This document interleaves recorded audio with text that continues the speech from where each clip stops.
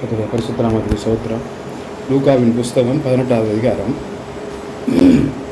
புதிய ஏற்பாடு 110வது பக்கம், 10லிருந்து 14 வசனங்கள். ஏற்கனவே பார்த்த வசனங்கள் தான். வேகமாக வாசித்து அடுத்த பகுதிக்கு கடந்து போவோம். வாசிக்கிறோம். இரண்டு மனுஷர் ஜெபம் பண்ணும்படி தேவாலயத்திற்கு போனார்கள். ஒருவன் பரிசேயன், மற்றவன் வரி வசூல் செய்கிறவன். பரிசேயன் நின்று, தேவனே, நான் பரிகாரர், அநியாயக்காரர், விபச்சாரக்காரர் ஆகிய மற்ற மனுஷர்களைப் போலவும் இந்த ஆயக்காரனைப் போலவும் இராததினால் உம்மை ஸ்தோத்தரிக்கிறேன். வாரத்தில் 2 தரம் உபவாசிக்கிறேன். என் சம்பாத்தியத்தை எல்லாம் தசம பாகம் செலுத்தி வருகிறேன் என்று தனக்குள்ளே ஜெபம் பண்ணினான். அடுத்த ஆயக்காரன் தூரத்தில் நின்று தன் கண்களையும் வாரத்துக்கு ஏறெடுக்க துணியாமல் தன் மார்பிலே அடித்துக்கொண்டு, தேவனே, பாவியாய் இருக்கிற என் மேல் கிருபையாயிரும் என்றார். அவன் அல்ல, இவனே நீதிமானாக்கப்பட்டவனாய் தன் வீட்டிற்கு திரும்பி போனான் என்று உங்களுக்கு ஏனெனில் தன்னை உயர்த்துகிறவன் எவனும் தாழ்த்தப்படுவான், தன்னை தாழ்த்துகிறவன் உயர்த்தப்படுவான் என்றார். கர்த்தர் நாமத்துக்கு இங்க நல்லா பாத்தீங்கன்னா, தன்னை தாழ்த்துகிறவன் உயர்த்தப்படுவான், தன்னை உயர்த்துகிறவன் தாழ்த்தப்படுவான். 1 பேதுரு 5வது அதிகாரம் 5வது வசனம். அந்தபடி இளைஞரே, மூப்பருக்கு கீழ்ப்படியுங்கள். நீங்கள் எல்லாரும் ஒருவருக்கொருவர் கீழ்ப்படிந்து மனத்தாழ்மை அணிந்து கொள்ளுங்கள். பெருமை உள்ளவனுக்கு தேவன் எதிர்த்து நிற்கிறார், தாழ்மை உள்ளவனுக்கோ கிருபை அளிக்கிறார். இங்கே தன்னை உயர்த்துகிறவன் தன்னை தாழ்த்துகிறவன். இப்ப எதனால தன்னை உயர்த்துகிறவன் தாழ்த்தப்படுவான் தெரியுதா? இந்த வசனம் படிச்சதுக்கு அப்புறம் பெருமை. அல்லேலூயா. நம்ம துணி உடுத்துறத வச்சு ஒரு பெருமை. ஆண்டவர் சொல்லுகிறார், பரிசுத்த அலங்காரத்துணை கர்த்தரை நான் எப்படி இருக்கேன் பத்தியா அப்படி நம்மளே நினைச்சுக்கிறது. மற்றவங்க என்ன பண்ணணும்?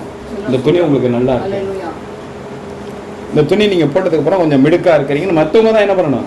நம்ம என்ன நினைச்சுக்கிறோம்? சில பேர் நான் பார்த்தீங்கன்னு சொன்னாங்க, ரோட்ல போகும்போது இப்படியே பார்த்துட்டு போய் எத்தாப்புல எங்காச்சும் போய் விட்டுருவோம். சட்டையை பார்ப்பான், வாட்சை பார்ப்பான், கையை பார்ப்பான், இப்படியே சொல்லிட்டு எத்தாப்புல போய் விழுந்துருவான். ஏன்னா தன்னை அலங்காரப்படுத்திக்கிட்டு அதுல ஒரு பெருமை, படிப்பை வச்சு ஒரு பெருமை, இந்த ஹெல்மெட்டை வச்சுக்கிட்டு ஒரு பெருமை, வண்டியை வச்சுக்கிட்டு ஒரு பெருமை, வீட்டை வச்சுக்கிட்டு ஒரு பெருமை, தான் திங்கிற சாப்பாட்டுல ஒரு பெருமை. ஆண்டவர் சொல்கிறார், தன்னை உயர்த்துகிறவன் தாழ்த்தப்படுவான், தன்னை தாழ்த்துகிறவன் உயர்த்தப்படுவான். அவன் சொன்னா, நான் 2 வேளை ஜெபம் பண்றேன், தசமபாக கொடுக்குறேன், ஆலயத்துக்கு போறேன், 2 வேளை உபவாசிக்கிறேன். அவனை மாதிரி இல்லை, இவனை மாதிரி இல்லை, அந்த பின்னாடி நிற்கிறேன் பரியாச ஆயக்காரன், அவனை மாதிரி நான் கிடையாது, விபச்சாரக்காரன் கிடையாது, நான் உத்தமனா இருக்கிறேன். இதெல்லாம் ஆண்டவருக்கு தெரியுமா? தெரியாது. எல்லாமே தெரியும். நீ அதை சொல்ல வேண்டியதில்லை. நம்ம என்ன பண்றாங்கிற சகலமா ஆண்டவருக்கு தெரியும். அப்ப ஆண்டவர் என்ன பண்றாருன்னா அதை கண்காணிச்சுக்கிட்டே இருக்கிறார். தன்னை உயர்த்தவே கூடாதுன்னு ஆண்டவர் சொல்லல. மேன்மை பாராட்டாத, நான் கர்த்தராகிய இயேசு கிறிஸ்துவை வணங்குகிறேன், தேவனாகிய கர்த்தரே எனக்கு ராஜா, நான் அவருடைய ஊழியக்காரன், நான் அவருடைய விசுவாசி, அவர் என்னுடைய தகப்பன் நம்ம சொல்லும் போது அதுக்கு தான் நம்ம மேன்மை பாராட்டணும், பெருமைப்படணும். வேற எதுக்கும் பெருமை பார வேண்டாம் என்று ஆண்டவர் சொல்லுகிறார். அப்ப 2 பேர்ல ஒருத்தன் இந்த மாதிரி சொல்லி ஜெபிக்கிறான். ஒருத்தன் ஆகாயத்தை பார்க்கறதுக்கே அவனுக்கு முடியல, பயமா இருக்கு. நம்மளுக்கு அந்த அளவுக்கு அருகதை இருக்கா? அந்த ஆண்டவனை பார்க்க நம்மளுக்கு அருகதை இருக்கா? ஏன்னா எல்லா பாவமும் நம்ம செஞ்சிருக்கிறோம், பாவியா இருக்கிறோம். அதனால சொல்றேன், ஆண்டவரே, உங்களை பார்த்து பேசக்கூட எனக்கு என்ன இல்லை, அருகதை இல்லை, நிமிந்து பார்க்க கூட யோகியதை இல்லை. அதனால என்னோட பாவத்தெல்லாம் மன்னிச்சிருங்கப்பான்னு கேட்குறான். அப்ப ஆண்டவர் சொல்றாரு, எவன் ஒருத்தன் சகலத்தையும் ஆலயத்துல சாட்சியா சொல்றான். ஆலயத்துல எங்க சொல்லணும் சாட்சிங்க? ஆலயத்துல 2 பேரும் நின்று ஜெபிக்கிறாங்க ஆலயத்துல. நம்ம ஆலயத்துல சாட்சியே சொல்ல மாட்டோம். அது தப்பு பண்ணிட்டோம்னா அதை மாத்தி சொல்ல பார்ப்போம். சாட்சி சொன்னா, ஒரு சாட்சி சொன்னா 6 மாசம் ஆயுசு கூட, ஒரு ரெட்சிப்பு கூட, ஐஸ்வர்யம் கூட. நம்ம என்ன பண்ணுவோம், சாட்சியே சொல்ல மாட்டோம், சொன்னால் அதில் ஏதாச்சும் கலந்து மிக்சிங் பண்ணி தான் என்ன பண்ணுவோம், சூரியகாந்தி எண்ணெயில் தவிட்டு எண்ணெய் கலக்கிற மாதிரி, தவிட்டு எண்ணெயில் பாமாயில் கலக்கிற மாதிரி நம்ம கலந்து தான் சொல்லுவோம். அது ஆண்டவருக்கு அறவே என்ன பண்ணாதுங்க, பிடிக்கவே பிடிக்காது. தேவநாமத்துக்கு மகிமை உண்டாண்டு செபிக்கிறேன். யோசுவாவின் புஸ்தகம் 5வது அதிகாரம் 14வது வசனம்.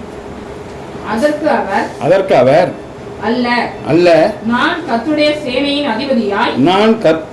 சேனையின் அதிபதியாய் இப்பொழுது வந்தேன் என்றார். அப்பொழுது யோசுவா தரையிலே முகம் குப்புற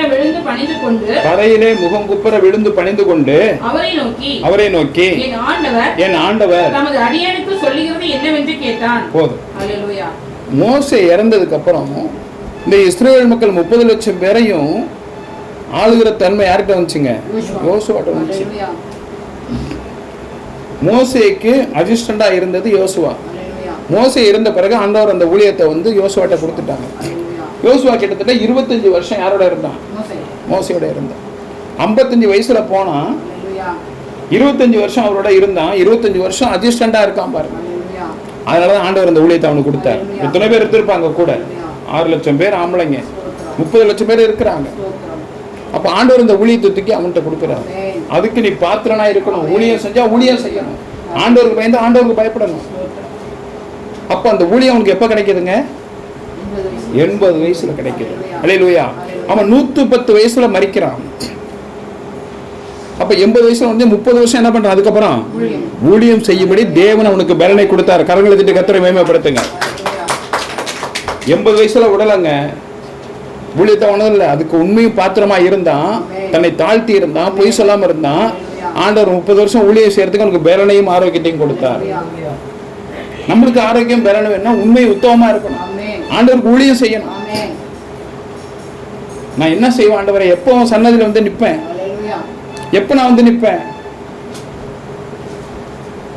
ஏசப்பா நான் ஊழியம் செய்யணும், நான் சர்ச்சில் வந்து உங்களை ஆராதிக்கணும், துதிக்கணும், காலமே வரணும். ஒரு நிமிஷத்துக்கு முன்னாடி நீ செய்ய வேண்டிய கடமையை முன்னாடியே போய் செய்தேன்னா அதற்கு திறந்து உன் பாக்கெட்டை திறந்து ஆண்டவர் ஆசீர்வதிப்பார். முன்னாடியே போனீங்கன்னா உன் மேல ஒரு கர்சனை, ஒரு அன்பு வைத்திருப்பார். இவன் என்ன பண்றான், வந்தது நீங்க தானா இல்ல வேற யாராச்சுமா, நீங்க சொல்லுங்க எனக்கு அப்படின்னு மனோவா கேட்டது போல இவன் என்ன பண்றான், ஐயோ சேனையில் கர்த்தர் வந்துட்டா நம்மளுக்கு என்ன சொல்ல போறாருன்னு கேட்காம, நான் உங்களுக்கு என்ன செய்யணும், நீங்க எனக்கு என்ன சொல்ல போறீங்க. அல்லேலூயா. நான் என்ன செய்யணும், ஒரு சேனைக்கு அதிபதியா இருக்கான், இதை கொடுத்தது அந்தஸ்து தேவன் கொடுத்தார், அதை நன்றியோடு கூட நீங்க வந்திருக்கீங்க, நான் என்ன செய்யணும். உனக்கு என்ன விட இந்த அதிகாரம் இல்லைன்னா என்ன பண்ணிருப்பான், அப்பயே விட்டுட்டு அவன் பாட்டு போயிருப்பான். அவன் அந்த வார்த்தையை அவர் இடத்துல கேட்கிறான். தன்னை தாழ்த்துகிறவன் உயர்த்தப்படுவான். அந்த இவன் கேட்டான் பரிசேயன், ஆண்டவரே உங்களை பார்க்கறது கூட எனக்கு துணிவு. ஆயக்காரன் கேட்கிறான், எனக்கு இல்லப்பா, நீ தாழ்த்துறன்னு கேட்டான், நீ தான் நீதிமான்னாரு. இவ்வளவு பெரிய அந்தஸ்து 30 லட்சம் பேருக்கு தலைவனா இருக்கிறவன் கேட்கிறான், நான் என்ன செய்யணும் ஆண்டவரே, நீங்க சொல்லுங்க நான் செய்யறேன். 5:14 யோசுவா. அதற்கு அவர் நான் கர்த்தருடைய சேனையின் அதிபதியாய் இப்பொழுது வந்தேன் என்று ஆண்டவர் சொல்லுகிறார். அப்பொழுது யோசுவா தரையிலே நெடுஞ்சாங்கரமாய் விழுந்து கீழே பணிந்து கொண்டு அவரை நோக்கி என் ஆண்டவர் உம்முடைய அடியேனுக்கு சொல்லுகிறது என்ன, என்ன நான் என்ன செய்யணும்னு கேட்கிறான். அந்த தாழ்மை நம்மகிட்ட இருக்கான். ஆண்டவரே எனக்கு கார் வேணும், ஆண்டவரே எனக்கு பங்களா வேணும், ஆண்டவரே எனக்கு வீடு வேணும், நான் இவ்வளோ ஜெபம் பண்ணுறேன்ல, இவ்வளோ பாட்டு பாடுறேன்ல, ஏன் என் பிள்ளைக்கு ஒரு நல்ல வேலை கொடுக்க மாட்டேங்குது, ஏன் என் பிள்ளைக்கு இன்னும் சீக்கிரமாக சுகமாகல, என்ன கேட்கணும், அப்பா என் பிள்ளை கொண்டு வந்து உங்கள் சன்னதியில் கொடுத்துருக்கேன், நீங்கள் பார்த்துக்கோ, அவ்வளோதான். ஆண்டவரே நான் கால் வேதனையோடு வர்றேன், கால் வேதனை இருந்தாலும் உங்கள் சன்னதிக்கு என்ன பண்ணுறேன், வர்றேன். நம்ம அவங்க வீட்டில் படுத்தேவா இருக்கிறோம், அல்லேலூயா சொல்லுவோமா, வீட்டில் படுத்தா இருக்கிறோம், கால் விட முடியலன்னா ஆலயத்துக்கு வரும்போது மட்டும் நான் ஆலயத்துக்கு கஷ்டப்பட்டு வரங்கிறதுக்கு எல்லா இடத்துக்கும் போகிறோம், கல்யாணத்துக்கு போகிறோம், தேவைக்கு போகிறோம், ஆவைக்கு போகிறோம், நல்லதுக்கு போகிறோம், கெட்டதுக்கு போகிறோம், காரில் ஏறுறோம், எல்லா இடத்துக்கும் போகிறோம். அதோட ஆலயத்துக்கும் நீ வரும்போது என்ன சொல்லணும், ஆண்டவரே நான் எல்லா இடத்துக்கும் போகிறேன் இந்த விடயனத்தோட, உங்கள் ஆலயத்துக்கும் வர்றேன்ப்பா, எனக்கு என்ன செய்ய போறீங்க கேட்டா ஆண்டவர் சகல பலத்தையும் கொடுப்பார். எல்லா இடத்துக்கும் உன்னை சந்தோஷமாய் போக வைப்பார். தேவநாமத்துக்கு மகிமை உண்டான்னு ஜெபிக்கிறேன். நியாயாதிபதிகளின் புஸ்தகம் 13வது அதிகாரம் 3வது வசனம் 8வது வசனம். 13 அந்த ஸ்திரீக்கு தரிசனமாகி அவளை நோக்கி இதோ பிள்ளை பெறாத மலடியா இருக்கிற நீ கர்ப்பம் தரித்து ஒரு குமாரனை பெறுவாய். அல்லேலூயா. இங்கே கவனிக்கலாம். தூதன் வந்துட்டாரு, வந்து பெண்கள்கிட்ட சொல்லிட்டாரு, இந்த மனைவிட்ட சொல்லிட்டாரு. அவ மெலடியா இருக்கிறா, கிட்டத்தட்ட 26 வருஷம் குழந்தை. ஆண்டவர் வந்தாரு, அவங்க வீட்டுக்காரோட ஜபத்தினால, வீட்டுக்காரோட பணிவுனால, அந்த மனவோட தாழ்மையினால எது சொன்னாலும் ஆண்டவர் சொன்ன உடனே செய்வார். அதை பார்த்து மனைவிக்கு மலடிங்கிற பட்டம் இருக்கக்கூடாதுன்னு ஒரு குழந்தைய கொடுக்குறாரு. அப்போ அவள் காட்டில் வயலில் வேலை பார்க்கும்போது தரிசனமாகி, உனக்கு ஏற்ற காலத்தில் ஒரு பிள்ளையை நீ என்ன பண்ணுவ, கையிலே வைத்து கொண்டிருப்பாள். இதை போய் கணவன்ட்ட ஓடி போய் சொல்கிறான். அவருக்கு பொண்டாட்டி மேலே நம்பிக்கை இல்லை. பொண்டாட்டி இந்த மாதிரிலாம் பித்தலாட்டம் பண்ணி போராட்டம் பண்ணி பொய் சொல்லி ஏமாத்தினாதான் அவருக்கு என்ன இல்லை, புள்ள இல்லை. பொய் சொல்றதுனால தான் இவ்வளோ பிரச்சனை. அவனே நம்பலை. மறுபடியும் அவ சொல்கிறா, இந்த மாதிரி நான் வந்து ஆண்டவரை பார்த்தேன், எனக்கு ஒரு பிள்ளையை கொடுப்பேன்னு சொல்லிட்டாரு. இவருக்கு ஒரு ஆசை, நம்மளும் கிடைச்சா பார்க்கலாமே, நீங்கள் சொன்னது உண்மையான ஒரு வார்த்தை கேட்போமே, அவன் மேலே தப்பு இல்லை. 8வது வசனம். அப்பொழுது மனோவா கர்த்தரை நோக்கி நல்லா கவனிக்கணும், விண்ணப்பம் பண்ணுகிறான். ஆண்டவரே, என் மனைவிக்கு வந்து நீங்கள் சொல்லிட்டு போயிருக்கிறீங்க, அதை என் மனைவி வந்து என்கிட்ட சொன்னா, அதை நான் கேட்குறேன், எனக்கு ஒரு உத்தரவு சொல்லுங்க. அது உண்மையான அவன் கேட்கவே இல்லை. என் மனைவிட்ட சொன்னீங்க, என்கிட்ட வந்து சொன்னான், ஆனால் ஆண்டவருக்கு தெரியும், அவன் நம்பாம தான் கேட்குறான். என் மனைவி சொன்னா, எனக்கு நீங்க அதை குறித்து ஒரு உத்தரவு சொல்லுங்க. வாசிக்கலாம் மறுபடியும். அப்பொழுது மனோவா கர்த்தரை நோக்கி விண்ணப்பம் பண்ணி என் ஆண்டவரே, நீர் அனுப்பின தேவனுடைய மனுஷன் மறுபடியும் என்னிடத்தில் வந்து பிறக்க போகிற பிள்ளைக்காக நாங்கள் செய்ய வேண்டியதை எங்களுக்கு கற்பிப்பீராக என்று வேண்டிக் கொண்டான். அல்லேலூயா. பாருங்க, பிள்ளை 26 வருஷத்துக்கு அப்புறம் ஒரு பிள்ளைய கொடுக்குறாங்க. பொண்டாட்டி வந்து சொல்லிட்டா, இவர் என்ன கேட்கணும், பிள்ளைய நாங்கள் வளர்த்துக்கிறோம், எங்கள் பிள்ளை கொடுத்ததுக்கு நன்றின்னு சொல்லலாங்க. அந்த பிள்ளையை நாங்கள் எப்படி வளர்க்கணும், தாழ்மையை பார்த்தீங்களா? நம்ம என்ன பண்ணுறோம், இங்கே மானாங்கடியாக என்ன பண்ணுறோம், பிள்ளைங்களை வளர்த்து செல்லம் கொடுக்குறோம், அவங்க பின்னாடியே போகிறோம், என்ன வந்தாலும் கேட்டுக்கிறோம். பிள்ளை வளர்க்குறாங்க. ஒரு பொண்ணு சொல்கிறா, கர்த்தருக்கு ஸ்தோத்திரம். ஒரு பொண்ணு என்ன சொல்கிறா, கேட்டிருப்பீங்க எல்லாருமே, கர்த்தருக்கு ஸ்தோத்திரம். அப்போது தேவதூதன்கிட்ட கேட்குறான், நான் பிள்ளைய எப்படி வளர்க்கணும்னு எனக்கு ஆலோசனை கொடுங்க, எனக்கு அது போதும் ஆண்டவரே அப்படி சொல்லி கேட்குறான். அப்போ தன்னை தாழ்த்துக்கிறான். அப்போஸ்தலரின் புஸ்தகம் 22வது அதிகாரம் 6வது வசனம். அப்படி பிரயாணப்பட்டு தமஸ்குவுக்கு சமீபமான போது மத்தியான வேளையிலே சடுதியாய் வானத்திலிருந்து பேரொளி உண்டாகி என்னை சுற்றி பிரகாசித்தது. அல்லேலூயா. பவுல் சவுலா இருக்கும்போது நடந்து போயிட்டு இருக்கான். நடந்து போயிட்டு திடீர்னு வானத்திலிருந்து என்ன பண்ணிருச்சு, ஒரு வழி வந்துருச்சு. ஒளி வந்து அவனை சுற்றி அப்படியே பிரகாசிக்குது. அப்படியே அவனால் ஒன்றும் பண்ண முடியல, தடுமாறுறான். 10வது வசனம். அப்பொழுது நான் ஆண்டவரே, நான் என்ன செய்ய வேண்டும் என்றேன். அதற்கு தக்க நீ எழுந்து தமஸ்குவுக்கு போ, நீ செய்யும்படி நியமிக்கப்பட்டதெல்லாம் அங்கே சொல்லப்படும் என்றார். கரங்களை தட்டி கர்த்தரை மகிமைப்படுத்தலாமா? கீழே கண்ணு தெரியாம போச்சுங்க. அல்லேலூயா. கீழே விழுந்து அவனுக்கு ஒண்ணுமே புரியல. நம்மளா தான் என்ன கேட்டிருப்போம், என் கண்ணு போயிடுச்சு, நீ நல்லா இருப்பியா? நான் என்ன செய்யணும் ஆண்டவரே, நான் இப்ப என்ன நீங்க அனுமதிச்சிட்டீங்க, நான் இப்ப என்ன செய்யணும்? கர்த்தருக்கு ஸ்தோத்திரம். அப்ப ஆண்டவர் என்ன சொல்றாரு? அதுக்கு கர்த்தர், நீ எழுந்து தமஸ்குவுக்கு போ, நீ செய்யும்படி நியமிக்கப்பட்டதெல்லாம் அங்கே உனக்கு சொல்லப்படும் என்றார். இப்ப எங்க போனுங்க? தமஸ்குல என்னங்க இருக்கு? ஆலயம் இருக்கு. நீ அங்க போ, உனக்கு எல்லாத்தையும் என்ன பண்ணுவாங்க? கற்று தருவார். நீங்க இருந்து புலம்பாத, நீ என்ன செஞ்சியோ அதுக்கு உண்டான கைமாறு உனக்கு என்ன பண்ணிருக்கு? கிடைச்சிருக்கு. நீ அங்க போ, உனக்கு எல்லாமே கற்று தருவார்கள். தேவநாமத்துக்கு மகிமை உண்டாக வைக்கிறேன். யோசுவாவின் புஸ்தகம் இந்த இடத்துல மறுபடியும் 13-14 வாசிக்கலாம்.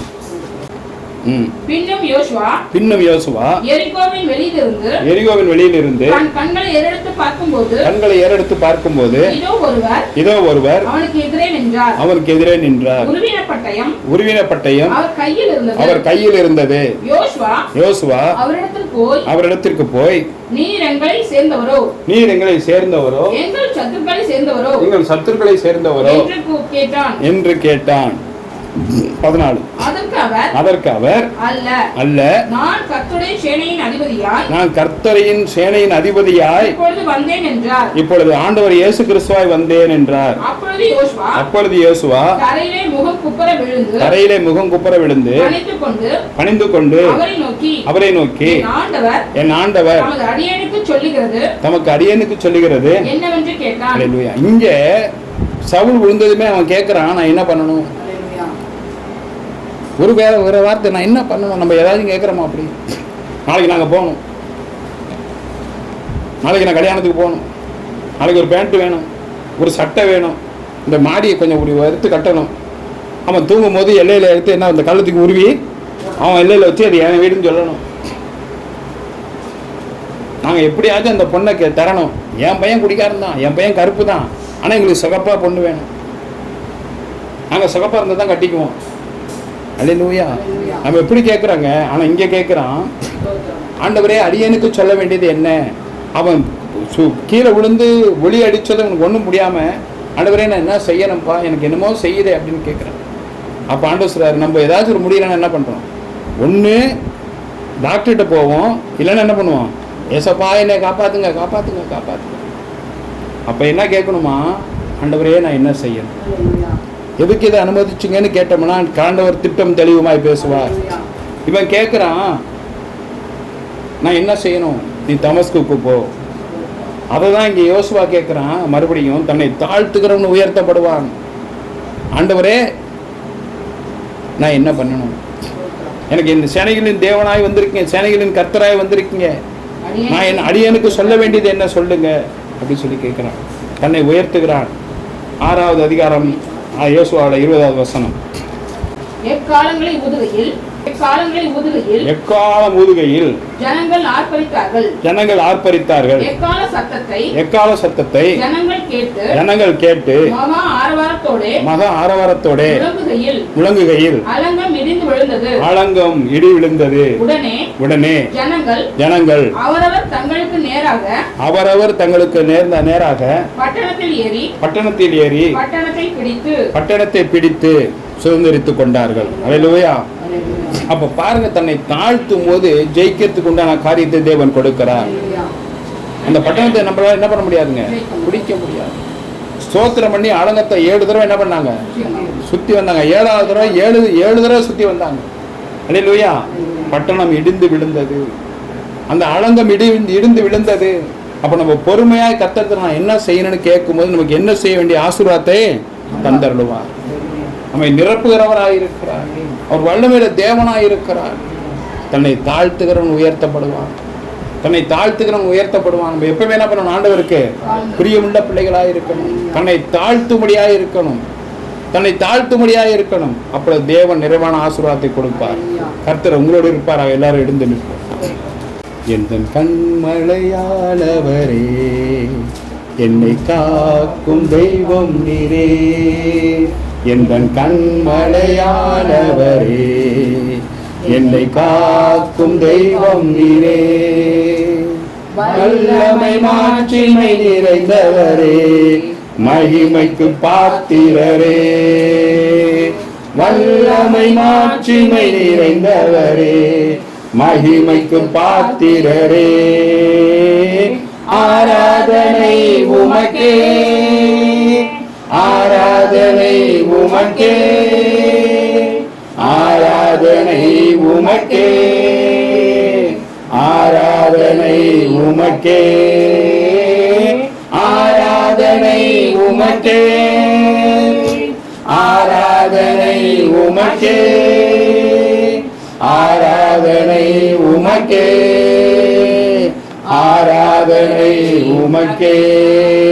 எந்தன் உயிருள்ள நாட்களெல்லாம் உம்மை புகழ்ந்து ஆமென். பாடுவேன். எந்தன் உயிருள்ள நாட்களெல்லாம் உம்மை புகழ்ந்து பாடிடுவேன். ராஜாவி செய்த நன்மைகளை என்னையே துதித்திடுவேன். ராஜாவி செய்த நன்மைகளை என்னையே துதித்திடுவேன்.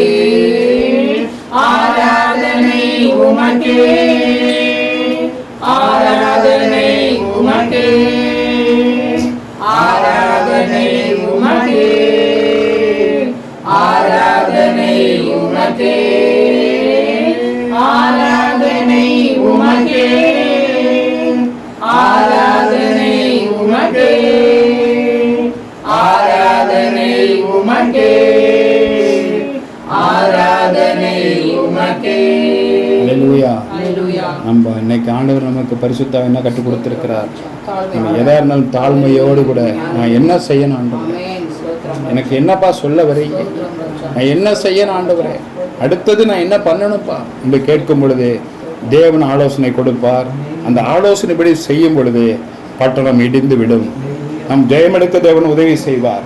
நம் தேவன் ஜெயமெடுக்க உதவி செய்வார். நம்மை ஆளுகை செய்கிறவராய் இருக்கிறார். அவரே நல்ல தேவன், அவரே பரிசுத்தராய் இருக்கிறார். அல்லேலூயா. கர்த்தராகிய இயேசு கிறிஸ்துவின் கிருபையும் பிதாவாகிய தேவனுடைய அன்பும் பரிசுத்த ஆவியானவர் அந்யோன்ய ஐக்கியம் சிநேகம் அனைவரோடும் இன்று முடிபுரிந்தும் சதா காலங்களிலும் நம்மோடும் நம் பிள்ளைகளோடும் குடும்பத்தோடும் கர்த்தர் இருப்பாராக என்று எல்லாம் வல்ல ஆண்டவர் இயேசு கிறிஸ்து நாமத்தினாலே உங்களை ஆசீர்வதிக்கிறேன். கர்த்தர் உங்களை ஆசீர்வதிப்பாராக. இயேசுவின் மூலம் ஜெபம் கேளு நல்ல பிதாவே. ஆமென், ஆமென். என் ஆத்துமாவே கர்த்தரை ஸ்தோத்திரி, முழு உள்ளமே பரிசுத்த நாமத்தை ஸ்தோத்திரி. என் ஆத்துமாவே கர்த்தரை ஸ்தோத்திரி, அவர் செய்த சகல பரம கர்த்தரா இயேசுவின் நாமத்தில் ஜெயம் கொடுக்கிற தேவனுக்கு ஸ்தோத்திரம். அல்லேலூயா, அல்லேலூயா, அல்லேலூயா. குதிரை இத்தனை நாளுக்கு ஆயத்தமாக்கப்படும் ஜெயமோ கர்த்தர். கர்த்தர் தாமே உங்களை ஆசீர்வதிப்பாராக. தன்னை தாழ்த்துகிறவன் உயர்த்தப்படுவான். இந்த வார்த்தை மனசுல எப்பொழுது இருக்கணும். கர்த்தர்கிட்ட விண்ணப்பம் பண்ணும்போது நான் என்ன செய்யணும் ஆண்டவரே, எனக்கு என்னப்பா சொல்ல போறீங்கன்னு கேட்கும்போது தேவன் சகலத்தையும் செய்ய வல்லவராய் இருக்கிறார். அல்லேலூயா. இயேசுவின் மூலம் ஜெபம் கேளு நல்ல பிதாவே. ஆமென்.